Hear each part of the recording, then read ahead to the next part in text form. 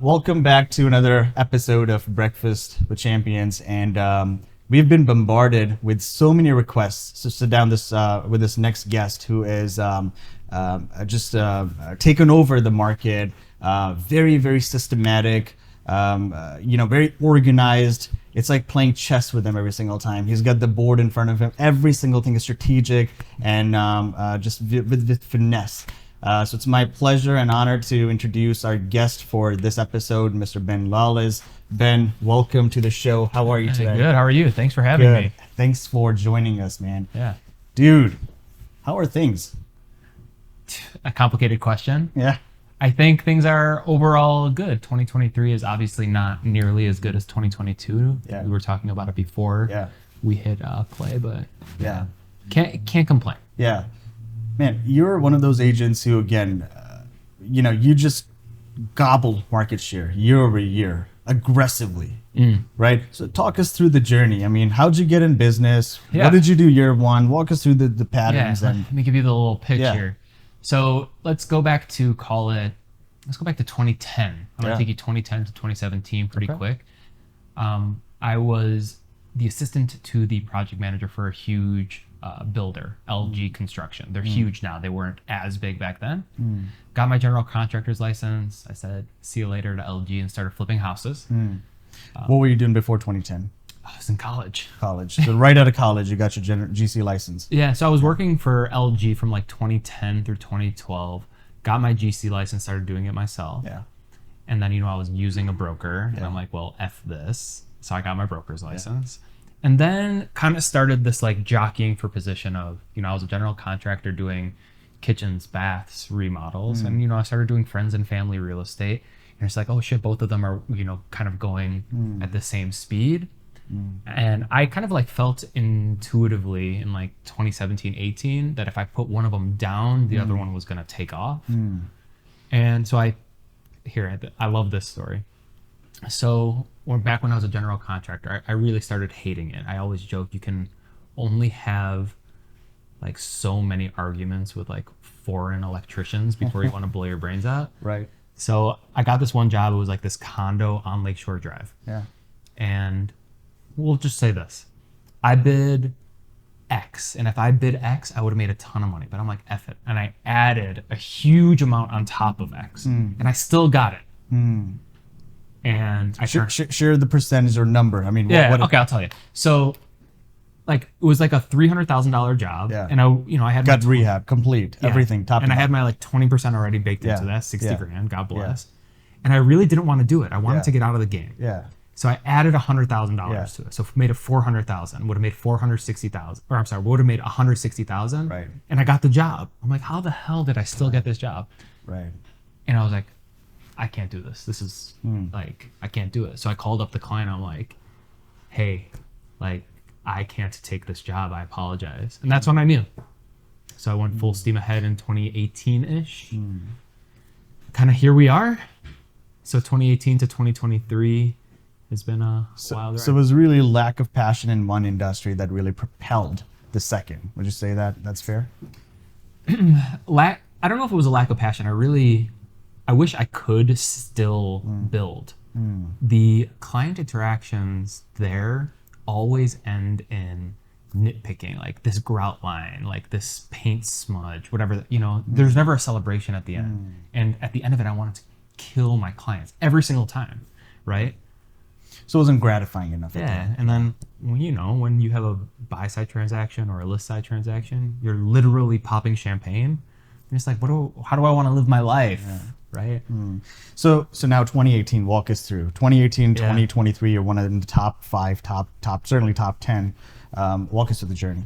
Sure. So 2018 is like when I really started to ramp down the general contracting thing.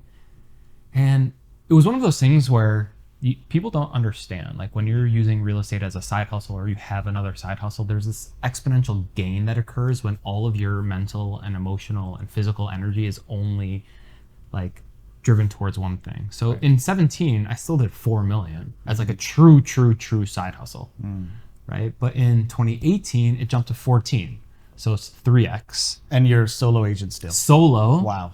And, but that was just me. I put my head down. Bought some Zillow share of 60642 River West, which was, River West wasn't River West in 18. Right. And it just got to a point where like I developed my system. Like I had a cadence, right? I was already selling general contracting. So I already had a cadence. I kind of implemented it. And, I always tell people the only way to grow and scale, and this is kind of how the journey began, was I had enough business. I was running around with my head cut off, even doing 14 million. Potentially leaving some business on the table. And leaving business on the table. So that's where it started. Yeah.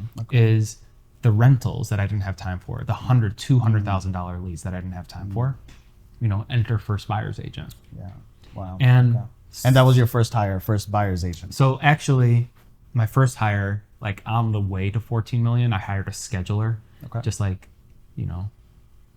in the general contracting world, right, I'm not an electrician, I'm not a plumber, I'm not an HV. So you're kind of built. General contracting is built to fill in the stuff that you don't know how to do. That's the nature of the game. Right. I hated scheduling. I wasn't built to be a scheduler and like communicate to all of these agents. So that was my first hire. So I paid her. Shout out Rachel. Did you feel like that just wasn't the best use of your time, or were you not good at it, or was it just something that you wanted to down the road build? That you have a full scheduling team for future potential. I think you're asking a bigger question is like how, why scale, how, why hire. And for me, it's always like, it was always organic, right?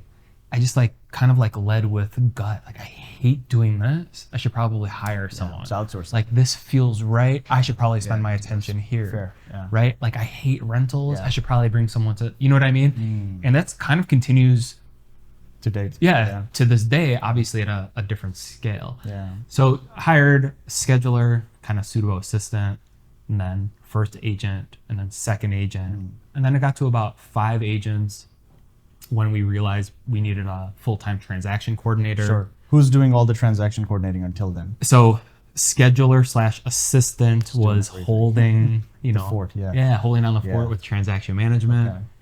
And then then she sheds that to our transaction manager, and she picks up like listing coordination.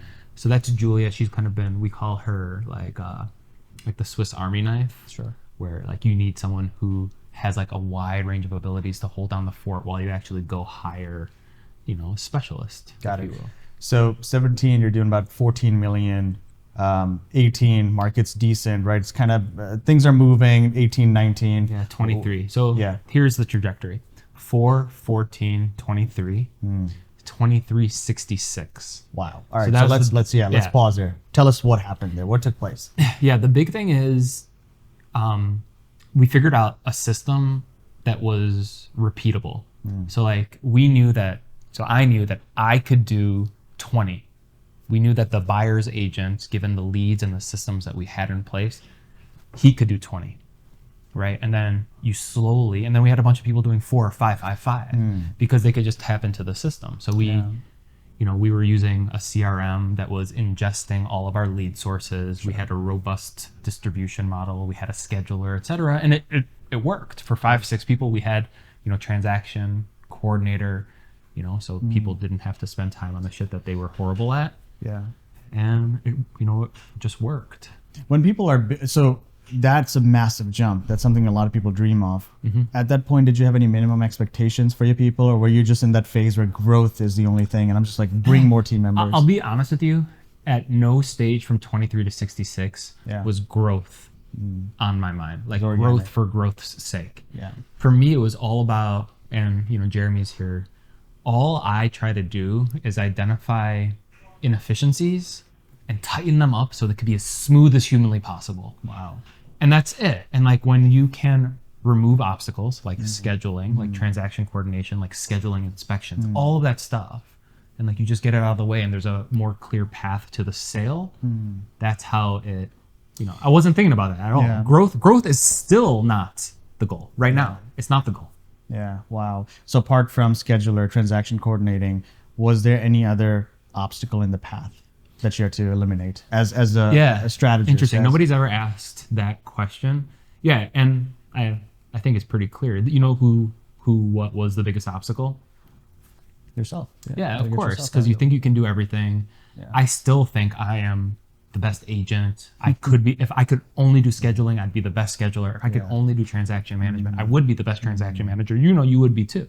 Giving up control is difficult. Giving up control and, understanding that 80% result of whatever I have in my head is good enough. Yeah, I love that. See, I tell everyone there's Pareto rule that applies in everything in life. Oh, yeah, 80-20. 80-20, yeah. And there are 20% of tasks and activities that every agent must do to move the needle 80% of the time. Yep. The reason there's 87% failure rate is because they're focusing on that 80% shit that no one cares about, or doesn't move the needle, or move the needle less than 20% of the time. Yeah. So you identified that, you implemented that, you removed the 80% of the stuff, you outsourced that. Now let's talk about the next year. Now from 64 66 went to 103. Okay. So 103 is COVID. Cracked the $100 million. Yeah, that was huge. 2020. So that was 2020. So we went 103, 155. So 103 in. So I think I got my numbers wrong. It was probably 2020. Walk us. I'm sorry, probably my fault because I'm like stopping you, but like go through timeline again. So 4, 14, 23, 66, 103, 155. So 155 is 2022.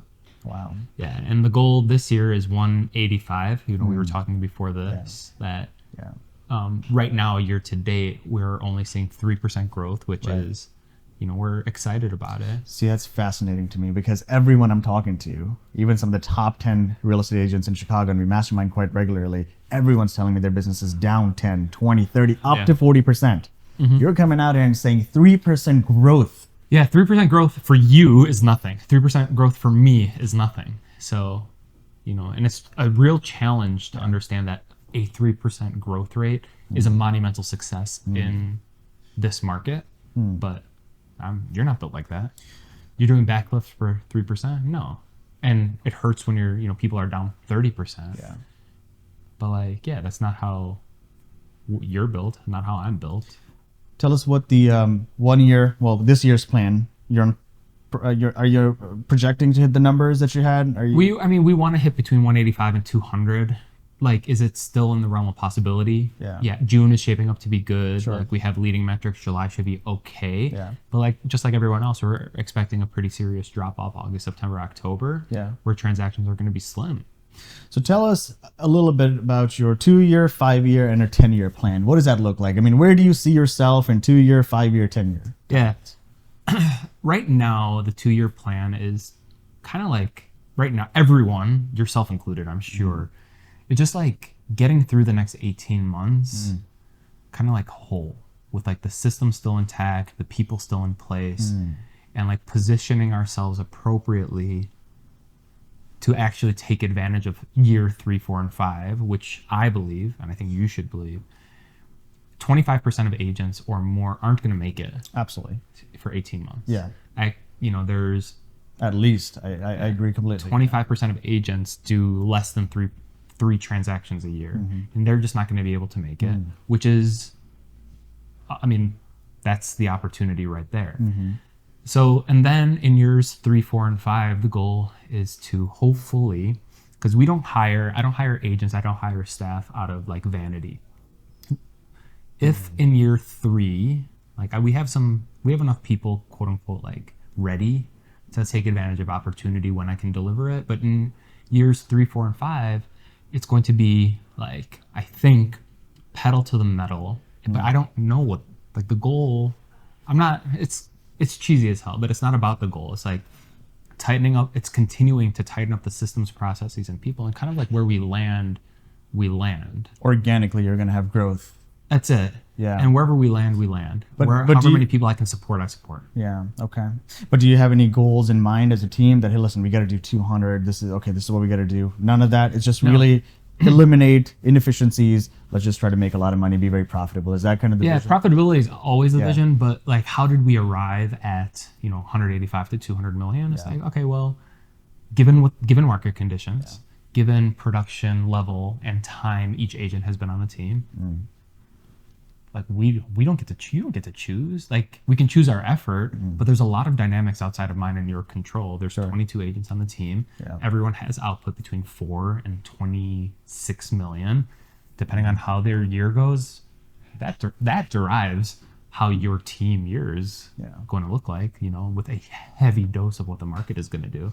That's a great point. But at some point, someone operating at your level, which is one of the highest levels in the industry, you got to start putting some expectations for your people, right? And I know I'm calling it growth phase. You were organically I'll growing, tell you. But what do you have as an operator? Yeah, Because at some point there's some expense tied to every. So team. I'm doing things I think a little different.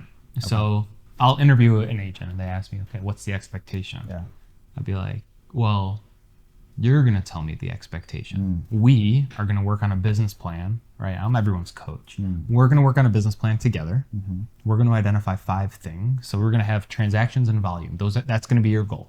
Yeah. We're going to have 5 initiatives that are going to help achieve that goal. Transaction volume. Yeah. And you allow them to give you transaction volume. We'll work on it. If I think they're not being ambitious enough or too ambitious, we work on it, right? Because it's going to be based in reality, right? The market, what you did last year, how your funnels are actually, right? So they're going to have 5 objectives that'll help achieve volume and transactions. That's the expectation, period. I don't have any other expectation. Yeah. Wow. So very methodical, even when it comes to that. Yeah, and it doesn't seem methodical to me. Yeah. Like, obviously, what else can I hold them accountable to? Like, do 2 million? If they actually completed the 5 objectives that I helped them achieve and the volume and transactions didn't materialize, I think if we know the effort, if we know the inputs were there and the output didn't actually manifest, I think it kind of is what it is.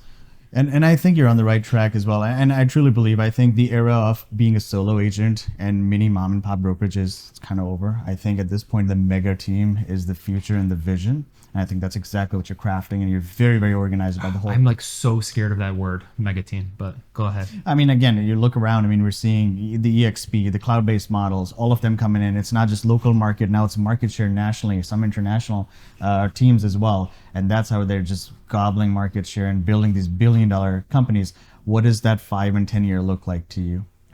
Yeah, I don't spend a ton of time thinking about 5-10 year, honestly, because we don't. So many variables. I mean, there's no way to know anyone what's can going to switch happen. the narrative. Yeah. Yeah. So, yeah. So I can see 5 years out. So can you? Yeah. Right. And I want to be positioned. Yeah, I want to be positioned. But you've written the goals down. At some point, you've figured out, okay, these are the markets I'm going to be in. These are the brokers I want to have. This is the numbers I'm going to be hitting. It's got to be somewhere in your head. It's in my head. It's not on paper. The 5-year stated goal. I definitely have stated goals for this year and next year. Yeah. But outside of that, so far, what has worked for me is being able to be nimble. As we grow, I'm recognizing that that's becoming less and less possible. That's like kind of the changes that we're going through right now. Yeah. Is like to move 22, really 32 people after staff in the same direction is challenging. I understand. So implementing a change in software is difficult. Imagine entire structure being rechanged. It's difficult. Yeah. You said something earlier. You said the mega team word is it's a heavy word. Yeah. Share your thoughts and sentiment on that. Yeah. So mega team the way it was built, right? 6 people, then 9 people, and the 6 people are like, oh my god, 9 feels so different. 22 people. We're not a family anymore. We're not. Yeah. The culture is gone shit. Yeah. So the personal connection, which is a part of what has been so meaningful to me. Yeah. Mega team, I feel like by definition, is you can't have really any of that in my opinion. But I've never been there. That's a great point. You feel like maybe some corporate side of lifestyle starts getting implemented when you start calling yourself a mega team? Because you are a mega team. I mean, at this point. By definition. By definition. Guess. I'll tell you this. The people on the team are super meaningful to me, but it's impossible to have deep, meaningful relationships with 22 people. It's impossible. Yeah. And that becomes the kind of obstacle. In 2022, it was kind of a joke among the team. It's 2022 is when the Ben Lalez team goes corporate. Because you have to. So did you, didn't you? Yeah, didn't you have absolutely. to go corporate? Yeah, for sure. Yeah, we did. And have to have like everything super tight, and like you have to be a little bit more careful with your words, and it's an interesting challenge. Interesting. And again, similar patterns, right? I mean, we started with about 3-4 team members, and when we went from 3-4 to about 11, the first thing people started freaking out, the first one was like, oh, we're not going to be a family anymore, or we're not going to get any time. And that's exactly what I told them. I'm like, yeah, absolutely. We're not a family-oriented team anyway. I mean, we're striving to be the best in the company. We're going to grow. And if you're looking to be a small team, then this is not the right team. Because we're going to be 30, 50, 60, 100, 200, 1,000 people across different states. So if you're looking for that small sort of team setup, well, this might not be it. Have you had similar narrative or discussion with them? Yeah. Yeah, and it's actually really validating to hear it from someone, in sitting in your seat. Yeah, it's one of the bigger challenges. Yeah. Because I want it to be a place that people love, love to work, that they get excited to come to work. Yeah. When you hear things where it's like, okay, this is, challenging because the tone of your leader and the tone of the team is changing. Yeah. And like, as you go from small, mid, large, super, like mega team, whatever. Yeah. Identity continues to shift. It's one of the key things that everyone wants to grow a big team. Yeah. Right. And again, what you're doing at 160 is far different from what you're doing at 30 million, 37 million, right? So, I mean, identity has to change. The values have to change. I mean, you could have principles that are still in place, but things have to change. They can't be aligned with what you were doing 6 years ago. And that's like the big challenge is a lot of the people that were around when it was six people aren't here anymore. Yeah. Same.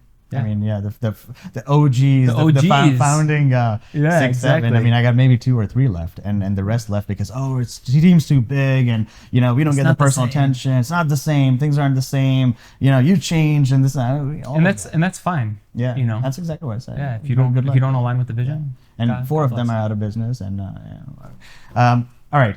Now I want to hear a little bit more about, let's talk about like the team structure a little bit more. So you've talk to us about the structure that you have, because I know you're a very, very structured person. So isolate that a little bit more for me. How many admins? Yeah. How does the team work? Do you have buyer specialists, listing specialists, showing agents? Tell us a little bit more about that. So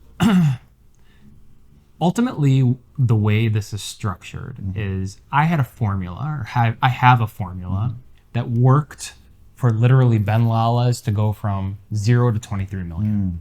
That I think is duplicatable. Okay, so I don't differentiate buy list, etc. Rental agents, etc. Everyone follows the same blueprint. Everyone's going to land somewhere between. Right now, our lowest producing agent did 4 million last year, which I'm super, super proud of. How many years in business? Less than 1. Less than 1 year business. Yeah. Okay. And our top producing agent did 30 something. That is incredible. I mean, the fact that you could retain someone like that takes a lot of ego. They left. That's all right, but you got them from that amount to that 0 number to 30, and that tells me a lot about you as a leader. Because it's very, very difficult to keep people with big egos, and oftentimes people that are producing at that level are high D personalities. So we have to sometimes take a step back and allow them to shine. And we'll talk more about that, but yeah. Jesus. I mean, I remember like the private office and everything. I understand that, but let's continue. So yeah, so everyone's gonna produce 0 to 30 million, and it's all structured around. It's almost like. It's almost like a commune, if you will, where we have all of these people tapping into transaction management, marketing, photography, you name it. We're building everything around them. One-stop shop for real estate. All the needs are being taken care of. You're plugging into the corporate coaching system. With me, tapping into Compass and following the blueprint. I am literally running the trainings, and we have enough of a track record. 0 to 10, 14, 16, 18. We have case study after case study after case study now. And so to answer your question, we have full-time transaction management. We have a full-time ISA, full-time CMO, full-time videographer. How many editors? 4 or 5 full-time editors. I feel like I'm missing someone. Yeah, we have a photography editor. And then, we rely on Compass a lot. I think we're lucky. Like, we get a lot of support from Compass. Yeah. As a team lead who's paying all the bills, let's talk about that a little bit, right? Yeah. It's never easy. It's hard, yeah. Because you got to pay bill 15th, payroll goes out 30th. Sometimes it's difficult to kind of sleep on 29th and the 14th, like it's going to get wiped out. Yeah. How do you deal with that stress?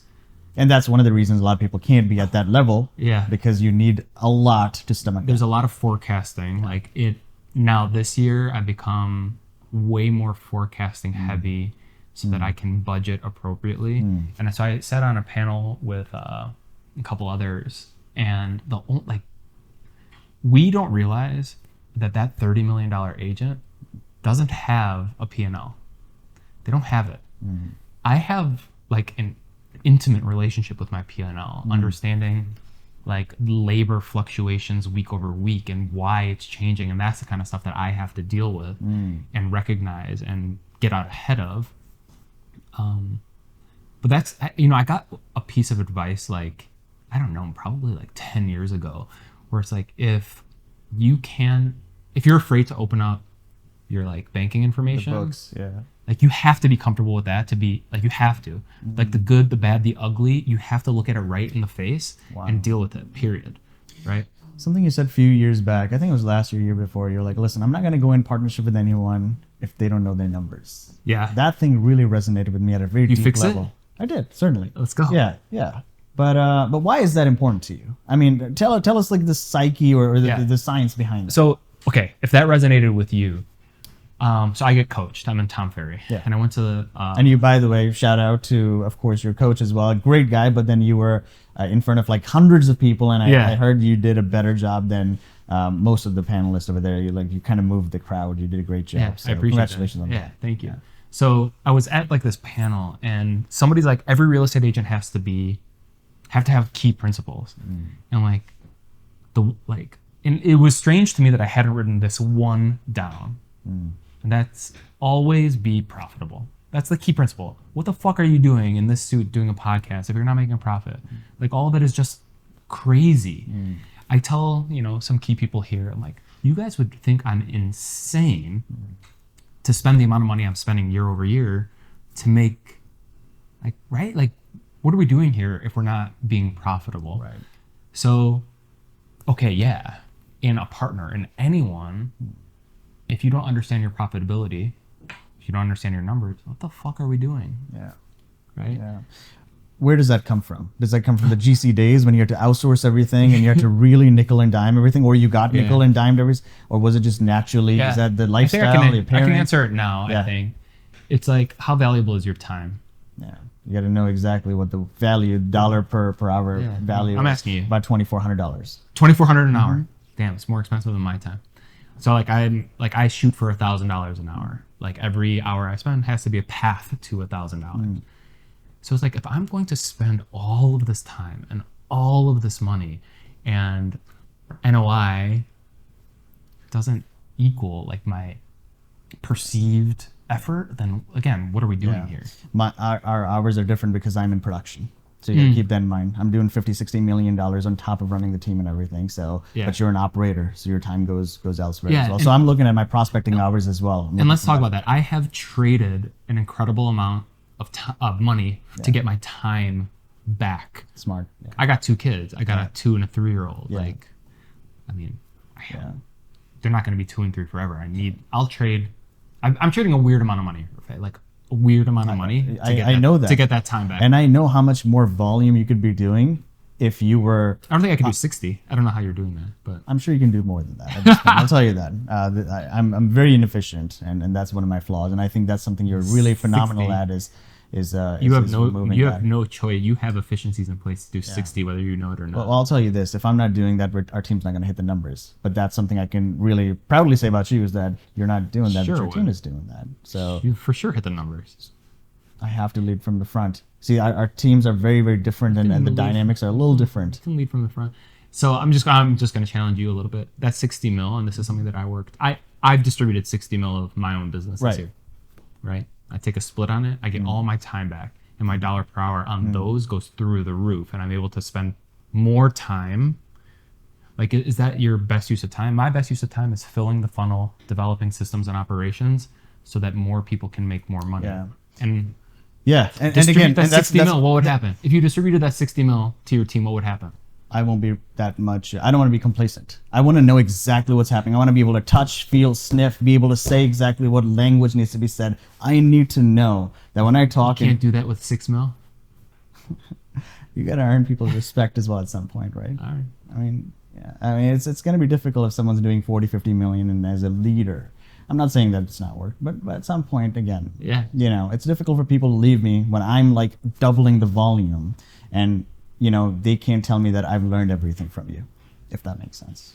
That's just my thought process. And again, that's why you're successful, and that's why you're killing it in your realm. There's different. I mean, They're different schools. let's talk of about thought. like Literacy for a second. Yeah. I had a meeting with him, and he comes in sweating his ass off from like a $200,000 Yeah. showing. Yeah. I'm like, what's going on? He's out on those right now, by the way. Yeah. He's enjoying those. Yeah, and he loves it. And I think that maybe that's what it comes down to is like he loves the That's his hustle. He passion. loves the Yeah. negotiation. Yeah. I love the systems and You love the operations and systems. That's what it building is. Yeah. and like finding inefficiencies and Yeah.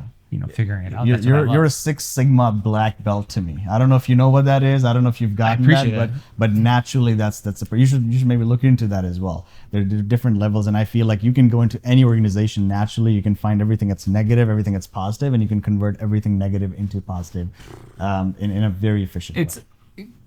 I appreciate you saying that. Perception doesn't always equal reality. Like we have huge problems at the company right now, and we're managing like bullshit that we all have to deal with. Yeah. But- Let's break that down. So people that are trying to get to your level, what are some of the issues that they should keep in mind when they're going to get to that level? Find people who are trying to get to Let's say our level. let's say some team members are trying to like build these mega teams, and that's their vision. That's their 5, 6, 7, 10-year plan. Yeah. What should they be expecting when they get to this level? Talk about the negatives, because everyone talks about the positive and grows like, you know, How many times have you sat in a recruiting or an interview and the person says like, I don't want to come work for you, I want to be you, Rafe? How many times does it happen? yeah, quite often. Yeah, it happens to me too. Yeah. I'm like, really? Like, if you want to sit in my seat, you have to be okay with a bunch of stuff. You have to be okay with being criticized all the time All the time. from peers and your team. You have to be okay with like being relied upon to deliver tremendous value monetarily, mentally, and emotionally. You have to be all right with shelling out an incredible amount of money year over year and crossing your fingers and believing that the ROI is there with limited information that it's true. So like there's a tremendous amount of risk taking. And the fourth is you have to understand that you're not like a real estate broker who's a business person. You're a business person who happens to be operating in the real estate world. Wow. And that's like the key, one of the key differences, I think. And I think that's, you're a business person first. Right? The people at the top, I think, are great business people. So those are the things. And it's like, cool. If you're okay with all that, maybe. Yeah. Good luck. Yeah. It's not easy. Man, and there's a tremendous amount of luck. You have to be extremely lucky. Extremely. I love how you're so clear about the vision, and you. I'm just again a fan of how you operate business. Thanks, man. It's just really, really cool. Now we're talking about business. Let's switch gears. I want to know a little bit more about Ben Lalez. Who is Ben Lalez? All right. Yeah. Let's start with, first of all, I want to know, if you were not a real estate agent or a general contractor, what would you be doing? I have a question, actually. Yeah. I'm going to put it back on you because I was actually looking at the numbers before this. You're a son of an immigrant? I am an From immigrant where? myself. You're an immigrant yourself? I am an immigrant. Okay. Yeah. Born and where? raised in Pakistan. Like I was talking to Greg Pekarsky. Yeah. Also Yeah. immigrant. Or son of an immigrant or immigrant? He might be son. Based on his accent, I can hear he's not an immigrant. Yes. Son. I'm a son of an Yeah. immigrant. You're from Iran. I Yeah. believe. Think about former like Persian. Stoikov. Yeah. Um, Yeah. like shit. Like, Jane Lee. yeah. So I think there's something there. So Yeah. I don't know if you're the same, but I grew up like I can only remember my dad saying one thing: "Don't work for anyone. Don't work for anyone. Don't work for anyone." And I like got my first job offer out of school with Wrigley for $60,000, And I'm like, fuck, oh my God, 60 G's? Right. My dad's like, 60 G's? Like, you fucking pussy. Like, don't go like kill yourself. Out of college back then, 60 G's was a dream. 2010, yeah. And your dad was not thrilled about that. No, because I would have had to like move, and like Okay. I would have been like literally going to convenience stores and trying to get them to have the displays Sure, the positioned demos and- appropriately, Yeah. for gum. Yeah. Anyway, I think it would have been cool, whatever. Yeah. And he's like, no, give me 1 year. And he's the one who he's like, let me kind of like show you. So this was right before I took that job with LG. He's like, so he was a hardware store owner, and he's like, let's go, buy a house. So we bought a house together for 22 G's. And like, I was like, fucking, I remember I stripped a handrail that was like painted white, like that gorgeous oak handrail. Right. And for 3 straight days, I was using this like paint stripper to get it all off. And I'm just giving you like a look into like the context, this crazy immigrant mindset of like how it's almost like, how dare you make someone else money when you can make money for yourself. Wow, And that that's is powerful. I mean, I don't know. What did your parents do for Well, work? I gotta ask you, what is your dad in construction, or what? So he owned the Ace Hardware on the corner of Armitage and Pulaski for like 40 years. Yeah. Yeah. Wow. And then So he actually- you were raised and grew up being in that hard. I grew up in a hardware This store. makes so much more I sense can, like, than do you you need got me in to- construction, then you got in real estate. Now, need me to- this all makes sense now. You see, I can cut a key for you. Do you need keys cut? I would love that. Yeah. So like, I'm gonna hire you. For I that. was like tagging, I don't know, boxes of whatever, and Yeah. like he'd be like, "What price do you think we should set this for?" I'm like, I don't know. And he's like, "Cool," and like go and put the stickers on everything. Yeah. So you've been an entrepreneur your entire life. So that would have been a change in. I held normal jobs in college. Like I was I can make an incredible swirl of frozen yogurt for you, red mango. That's so funny you say that, because I in college I owned a music management company. We were managing 13 bands at one point, Jesus called Christ. 8-Track Management. Then I was a partner in a cupcake shop. It was called Royal Cupcakes and Bakes. We were making these cupcakes, and we went mobile. I've done at 9 year when I was 9 years old, I was handwriting newspaper articles, and then I was like, Have you ever tossing on worked for subway. anyone? I did. You I was did? in banking. So Oh, that's right. because that is so my father, you were asking this, so let me give you a little context as well. My dad's a physician, he's a hero of mine. He moved here, his degree was no longer relevant, so he had to work some odd jobs, he saw all of that. But he told me one thing, he's like, listen, I don't care what you do.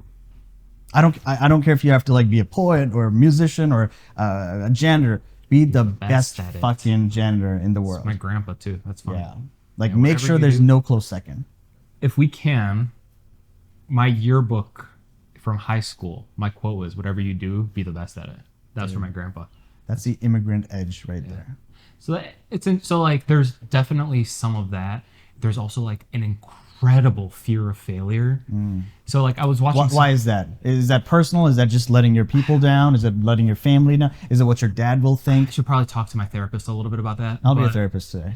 So I think so forget about that for a second. I think the most successful people have like that incredible fear of something coming to fucking get them, and also an incredible pull. And like those two things, I stole that from someone. Yeah. But like those two things together, Yeah. like are So it's super almost important. an equilibrium then, right? Something's pulling you back, something pulling you forward, pushing you forward. No, I think both are. You want to run away from like I'm running away from failure. So that's why you're and moving running even faster. towards perceived success. So having both, I think it's healthy. The why, yeah, I probably need to look into why the fear of failure is so strong. Soul searching. Yeah. For immigrants, a lot of it is like, listen, my parents have given up, made all these sacrifices. Definitely. I cannot let them down. Definitely. Right? I mean, Just like your father worked like from Pakistan, you came over like I was 15.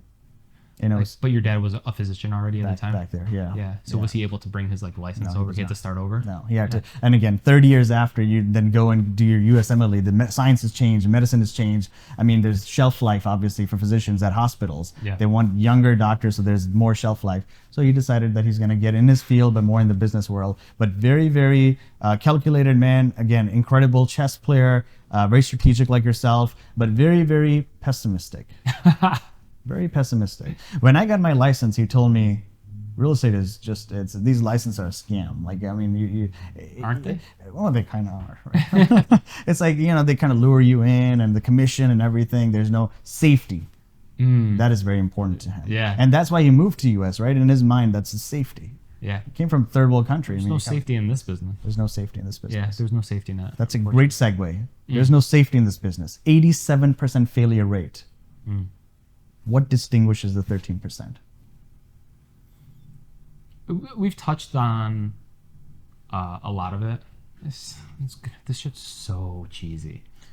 Like, it's just the same It is, shit. sure is, It's yeah. like hard work Yeah. and consistency. For you, what was that 4 to 14? Same thing. It's Consistency, not giving up. like shedding all of the distractions. Yeah, shutting it down, focusing on Blinders. Yeah, blinders. Hard work and consistency. I tell my team all the time. Yeah. I don't know. I again don't know where I got this from, but like I knew the money was in the follow up. I knew it instinctually.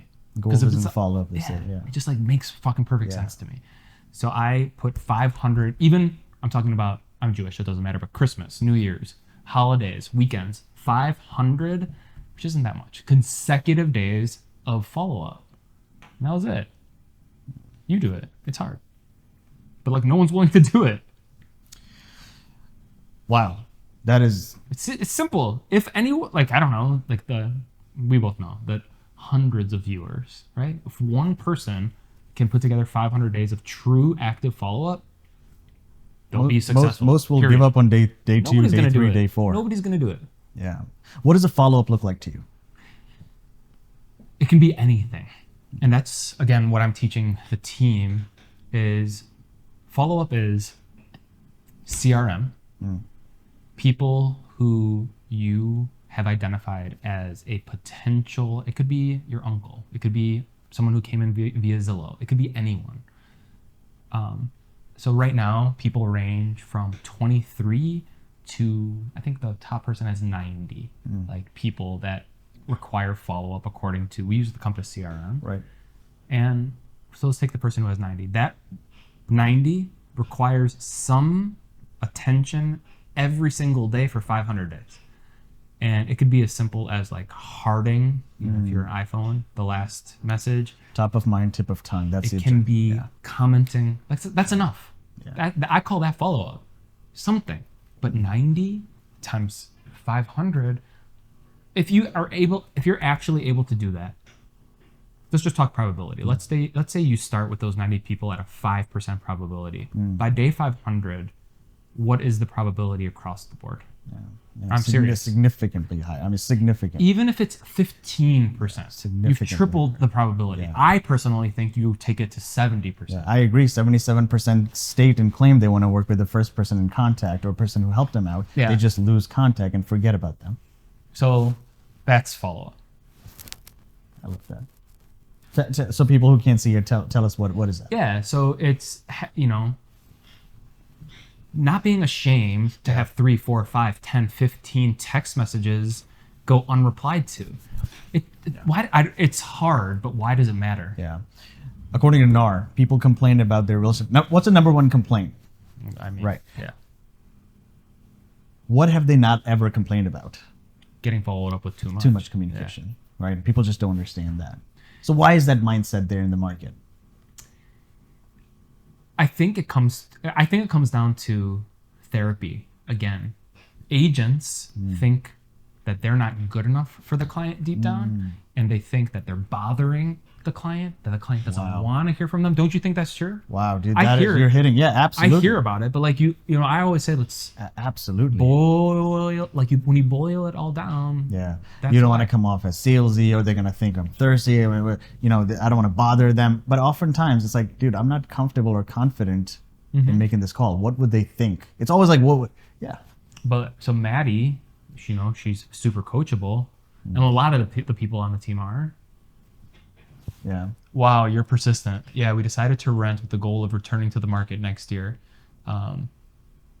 I apologize for not applying soon or not replying sooner, but you'll definitely be our girl when the time comes. Wow. 6 unread messages or 6 messages with no replies. Kept going day after day after day after day. Finally, client gets back, and she's like, "Hey, listen, I'm here. That's a great plan. Whenever it's time, I'm here."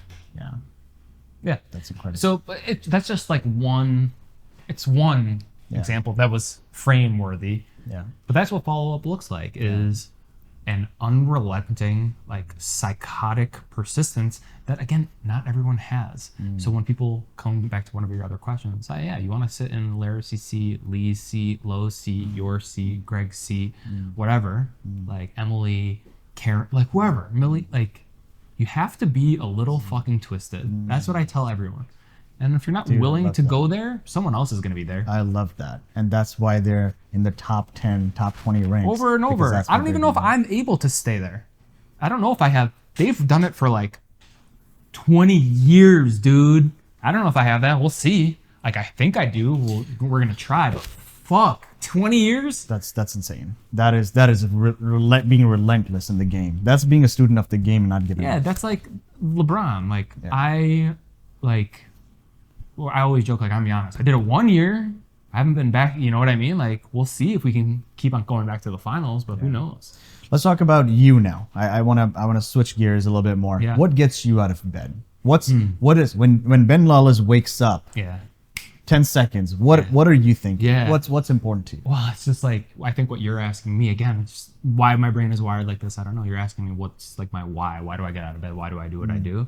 What's your why? Let's start. I want to build like the best possible life I am able to provide for my kids. Like reach my potential, whatever that is.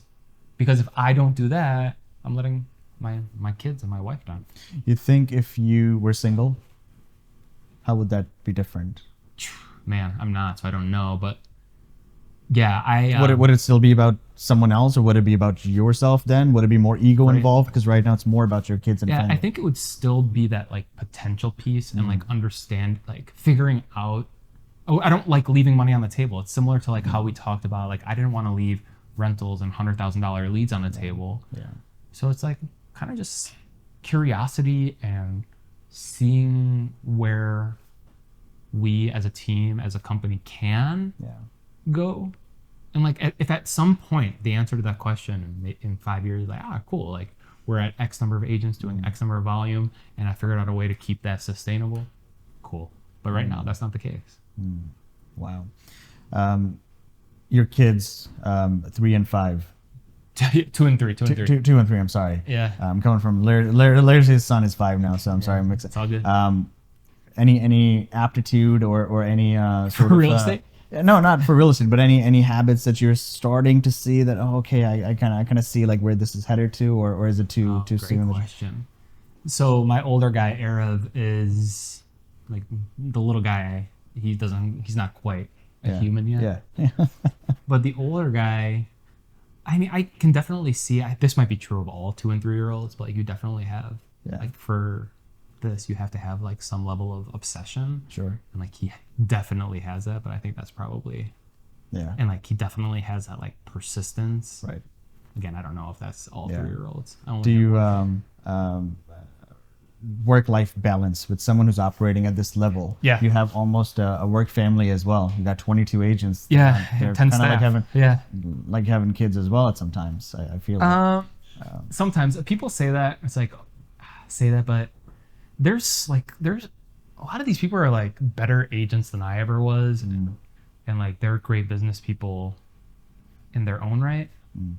Yeah, they, part of the job that we signed up for is to hear their issues and troubleshooting, problem solving. Potentially problem solving. Yeah. I'm learning that it's not always problem solving. It's like, I hear you, that's fucked up, and that's often good enough.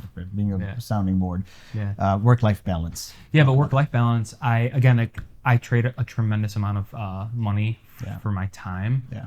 Like the amount of money that I have traded in order to be home from 5 to 7 typically, and not have showings, typically showings on the weekend, is outrageous.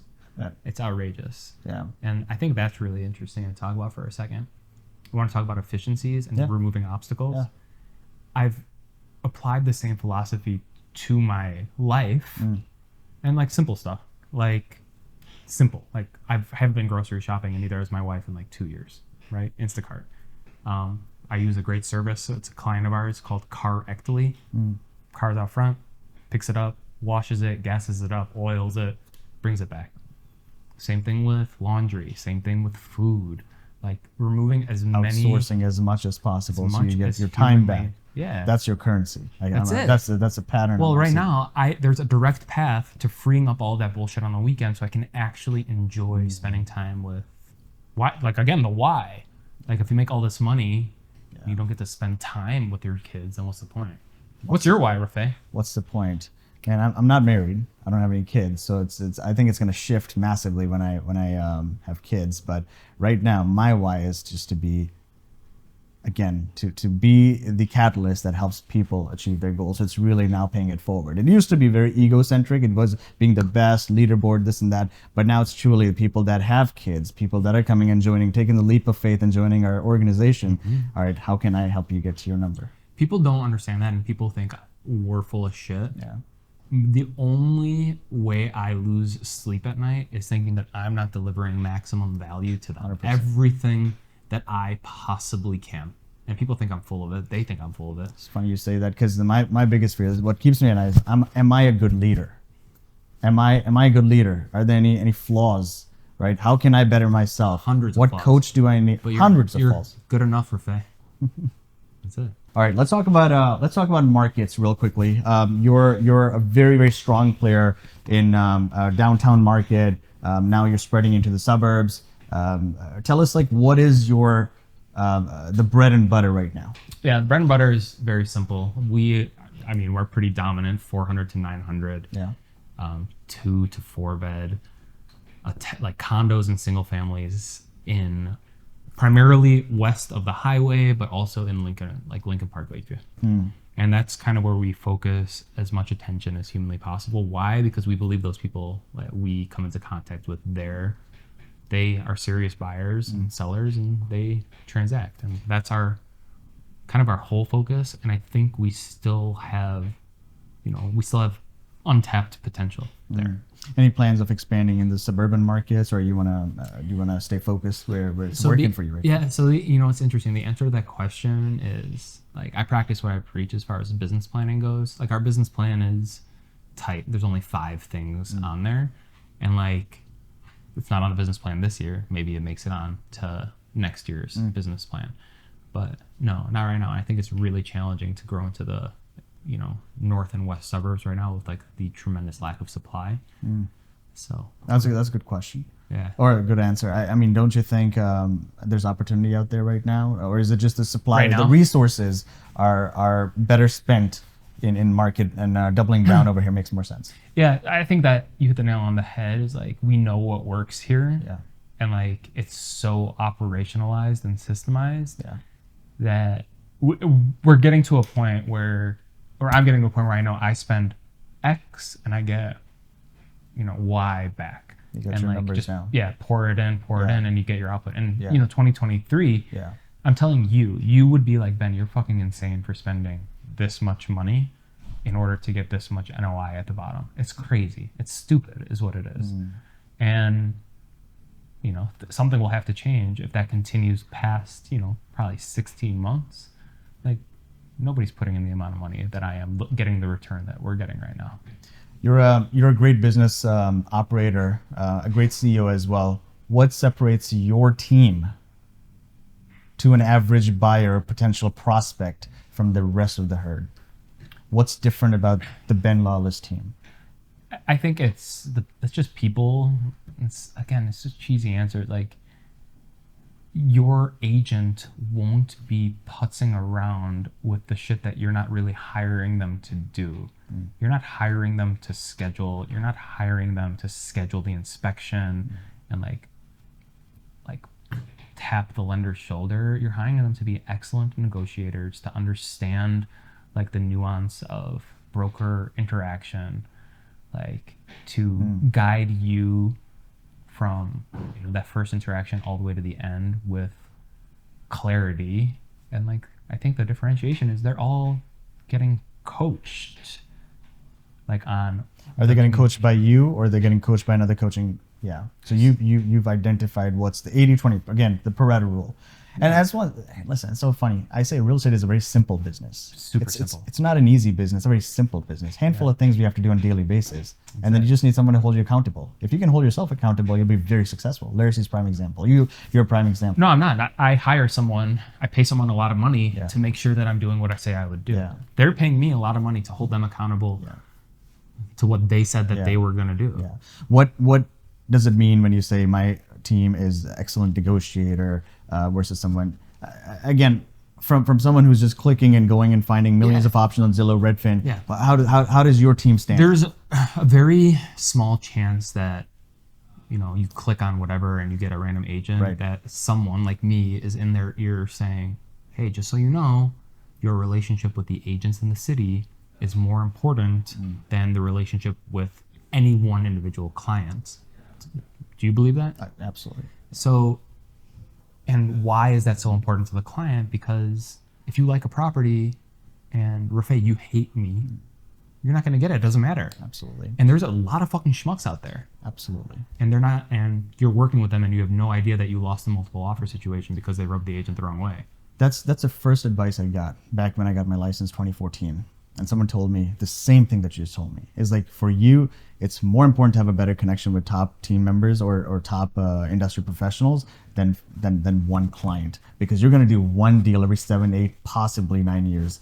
But that top producer, you're going to come in contact with them on a daily basis if you're a top producer. Yeah, I actually just pulled it up. I think you were saying like we did 2 deals together the last 12 months. Did you know that or no? I saw your name. Yeah, I mean, I figured our team members have done it. Yeah, exactly. Yeah.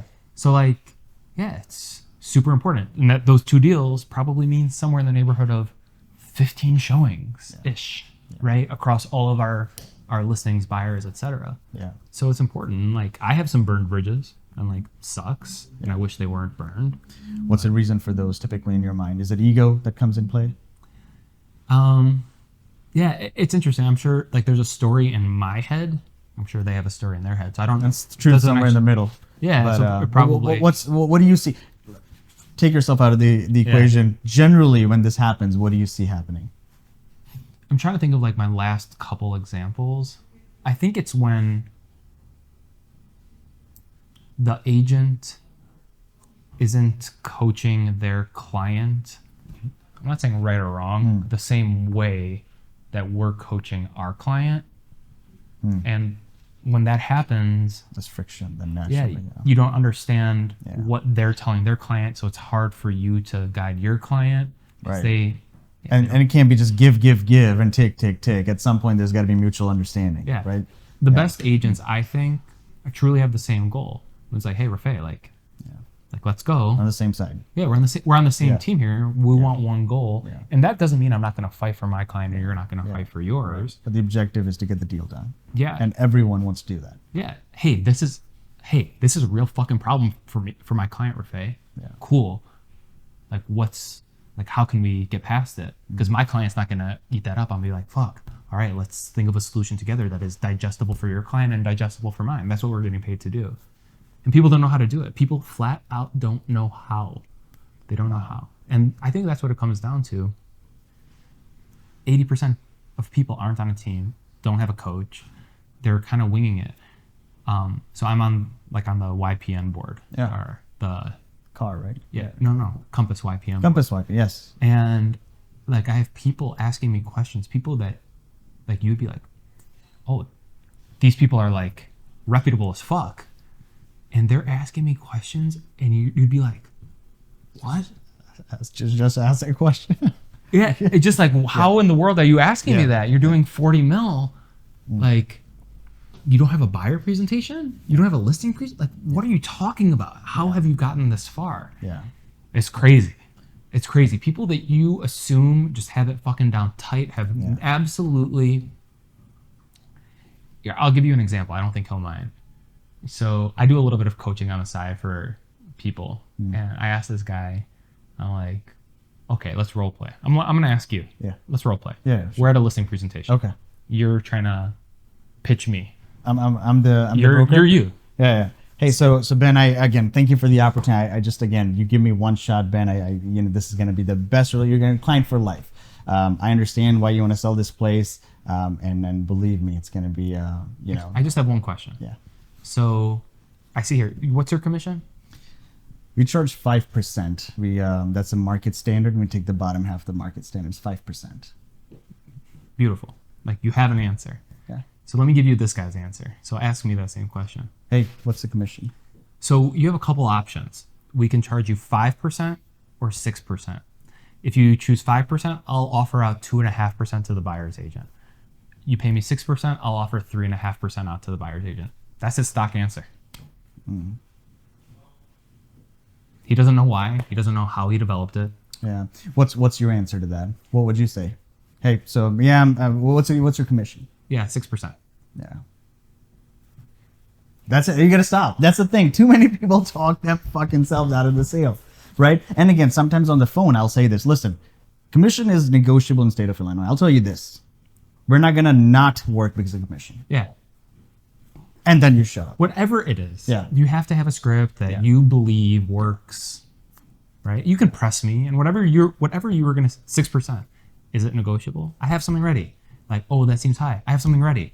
Oh, this other agent says this. I have something ready. Yeah. But that's a small example. But people who are dominant, you'd be surprised. They don't have their They're just like, scripting down there. they're winging it. Yeah. And if they were able to just like harness that focus, man, you'd be in trouble. I'd be in trouble. All right. So Ben, you've just taken over the social media game. Truly. It's not true. But Well, from the optics, I'll tell you why it's not true in a second. Yeah, but go yeah. on. But I'm talking optics. All right. We see you everywhere. Again, huge fans. We follow your content. We share that with our friends and clients as well. Sometimes when it's relevant, of course. I hope you do the same as well with my All the content. time. Just always sharing my competition's content all the time. But man, you have taken it to the next. You have taken the game of social media to the next level. All right. So tell us the significance and the importance of that. And I know this is a loaded question. I get it. It's not a loaded question. We have 5,000 followers on Instagram. Yeah. 5,000. Yeah. We have 3,000 on TikTok. We have approaching 1,000. We're not dominant. We're not. We're consistent as fuck. Yeah. We're not dominant. Yeah. And the only people who talk to me like that are agents that I know and my sphere. And that's good enough. That's it. You think? That's the whole philosophy, man. Yeah. You think in this market it is absolutely necessary to control and be consistent in social media, or people can wing it without it? No, I think it's so in that speech that I gave. Yeah. Tom Ferry. Yeah. Yeah. I think it's mandatory, not optional. The same way, like there's millions of things, like certain things you just have to do. This is one of them. I hate being on camera. I hate it. Likewise. Yeah. Yeah. Why are you doing? Like, it's just good for business. The same way having a website, it's mandatory. Right. Doing this is mandatory now. I cannot. It has not happened where I go up to anybody that I haven't seen over a month, and they go. They always go, "Hey, I see your stuff on," and this is. I find this interesting. Not everyone finds this interesting. It's like, "Oh, I see you all the time on Instagram, TikTok, Facebook, LinkedIn, YouTube," because people are consuming stuff really only in like when you consume social content. For me, Instagram is like the main go-to, and Facebook. Same for me. Yeah, Meta is really Yeah, and like, but for other people, it's YouTube. For some people, they only consume content on LinkedIn. Yeah. No, or TikTok or something, or Snapchat for some reason. Yeah, or whatever it is. Yeah. And everyone finds me. Like everyone knows what I do for a living. Yeah. I pick up my phone, talk to my cousin, talk to him like twice a year. He knows. I have no idea what he does for a living. Right? He worked for some big company in some role, but he's not broadcasting to me on a regular basis. He knows exactly what I do, where I do it, and that's valuable. Great point. That's very valuable. But we're not influencers. Like, I have almost no reach outside of Chicago.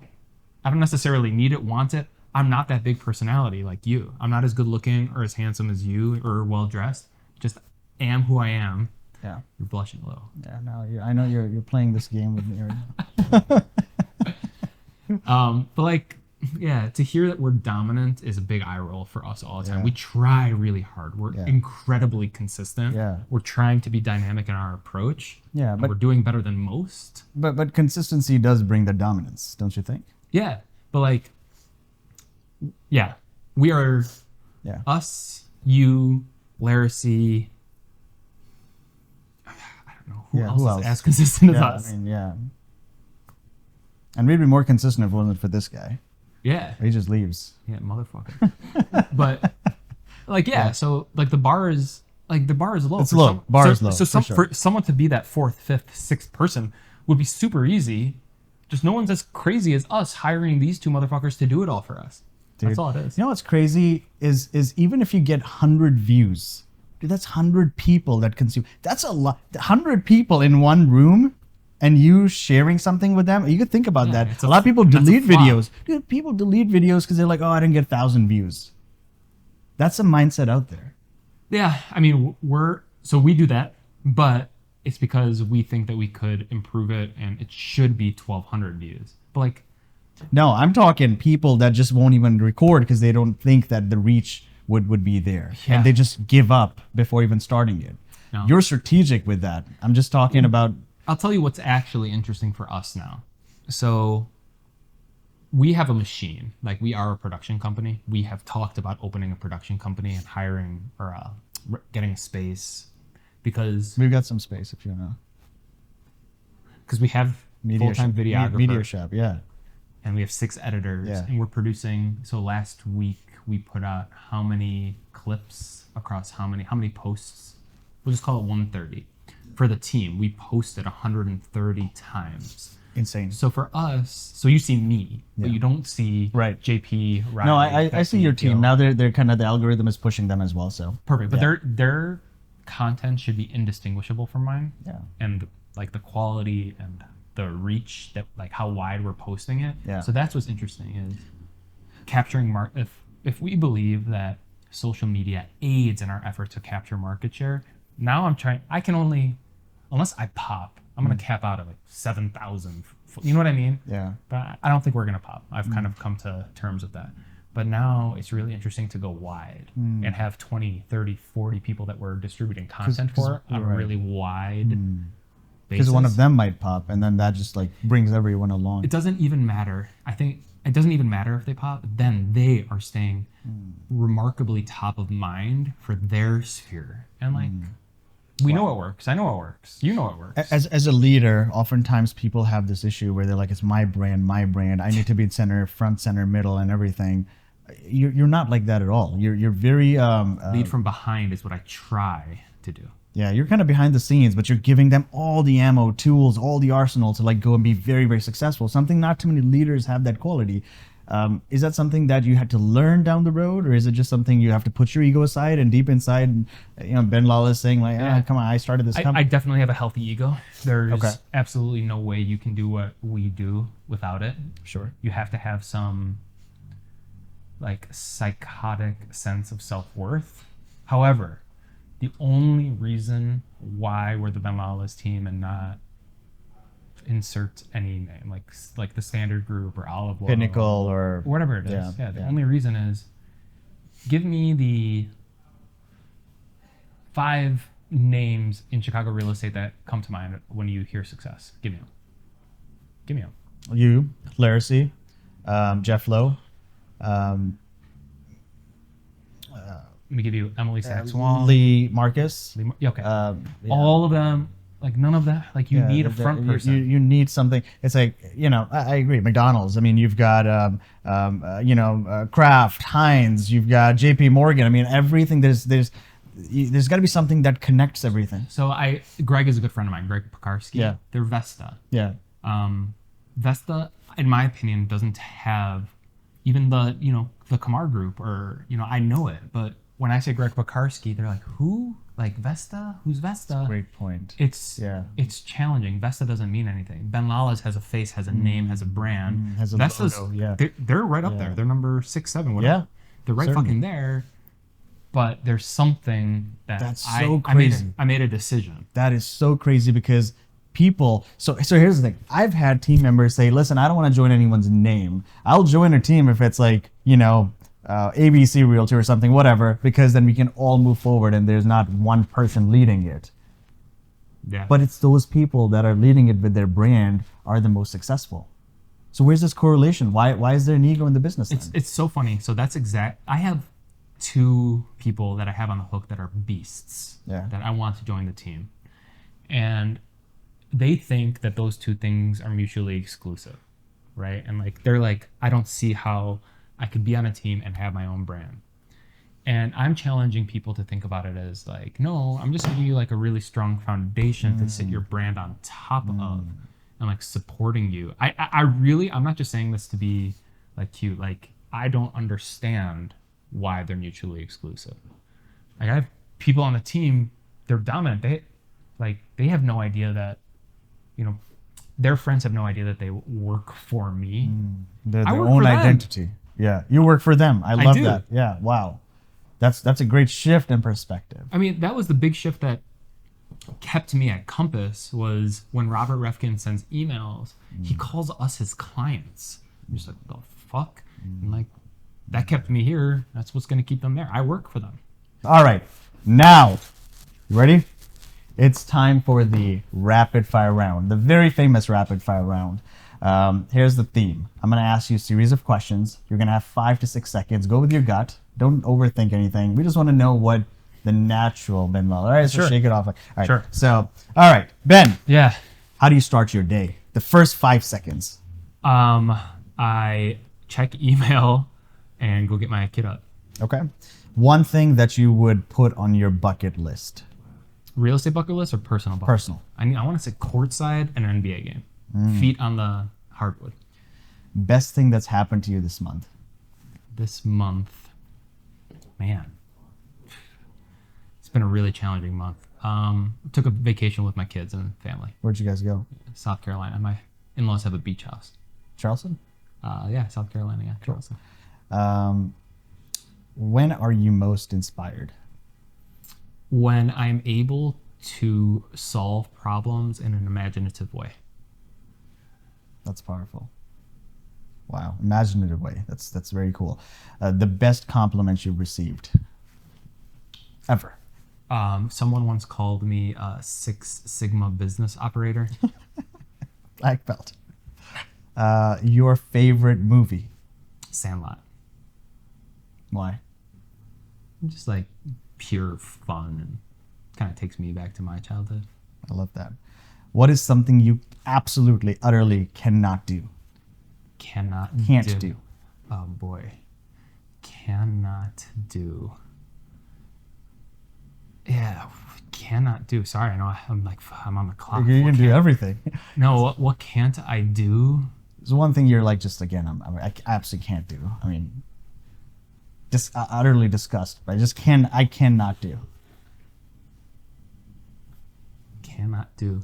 Yeah, funny. No, I don't think there's anything I can't do. You can do everything. I mean, I don't think I can do everything well, but Yeah. I'll Yeah, try. figure it out. Yeah. I'll try. Jack of all everything. trades, essentially. Yeah.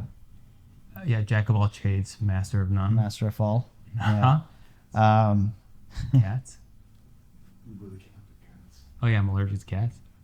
but I, Do you have any I've pets? tried.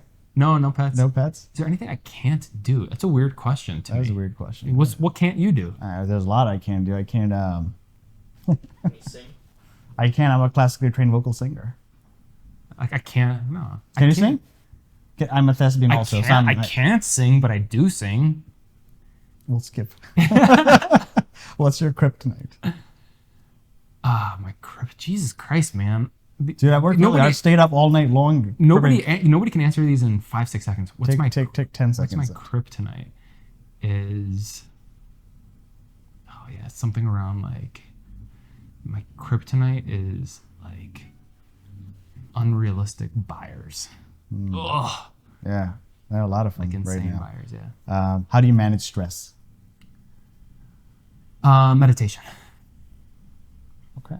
Every day? Most. Tell us about the Zen room. The meditation room. Is that, Yeah. is that where you meditate? I do often, but that's more or less. I don't know if anyone actually meditates in there. It's like you just get away and cultural thing. decompress. Yeah. Meditate. That's important. One important life lesson for someone to learn. Anything. Anything. You need to ask for what you want. You can't just assume someone's gonna give it to you. Miss 100% of the shots you don't take. Yeah, people just assume they're gonna get the business from their best friend, but don't say the words.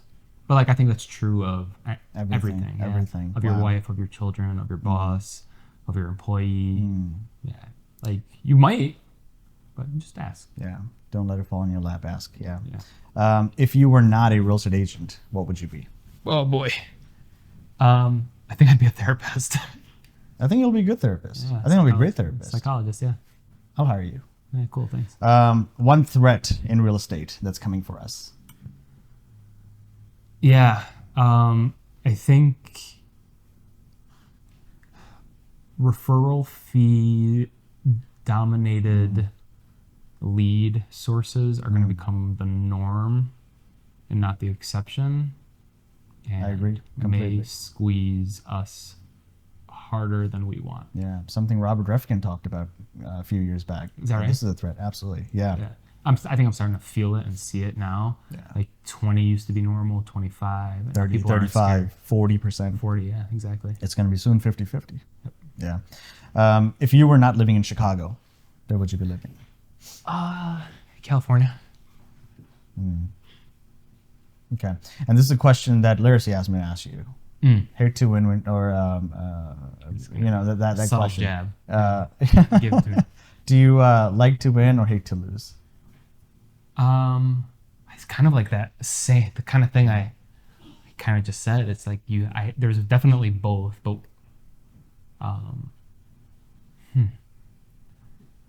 no, I hate to lose more than I like winning. Hate to lose, right? All operators do. Yeah. What was his answer? So Yeah. same. I think everyone at that level, high D personality, they just hate the ego kind of comes in play. It's like, and then you take lessons and then you implement that, and you try not to repeat those. But yeah, Ben. On that note, man, what an incredible session, dude. That was truly powerful. Thanks, man. I know people are gonna get so much value out of this. That's Every where single that's thing what I was just tried- pure gold. That's what I'm trying to do. Yeah, Always. yeah. Like 2 or 3 people might actually take something and implement it. Well, that's the thing. You can give them the whole playbook. They can only implement 5% or less, right? Ben, thank you so much. Yeah, A good dude, friend. thank I you. appreciate that. This was incredible. Yeah, my pleasure, man.